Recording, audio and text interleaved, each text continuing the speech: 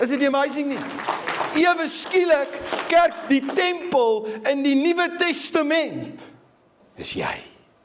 Ewe skielik is jy die sigbare teenwoordigheid van God in die gemeenskap.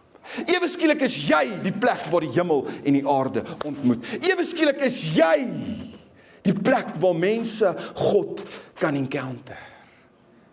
Amazing.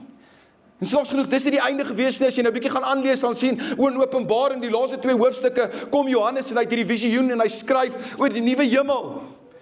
En hy skryf dat al die dinge wat in die nuwe hemel daar gaan wees, maar daar gaan een ding in die nuwe hemel nie wees nie, en wat is dit? Dis die tempel. Hoekom nie? Want God het uiteindelik weer teruggekom en reconcile met sy mense, en ek en jy is weer saam met hom vir ewig. Ons kan weer saam met hom wandel, ons kan weer saam met hom weer loop, soos in die tuin van Eden.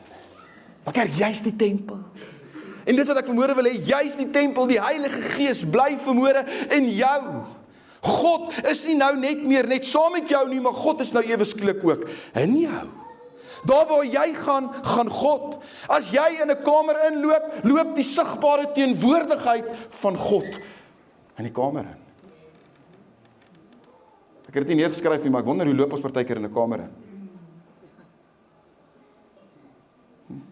Wanneer as jy by die werk instap, is jy sigbaar? Is jy die sigbare teenwoordigheid van God? Kerk, oral waar jy nou gaan is God. As jy in 'n kamer inloop, loop jy in die kamer en loop jy, is jy die plek waar mense die hemel en die aarde gaan ontmoet. Is jy die plek waar mense God kan encounter?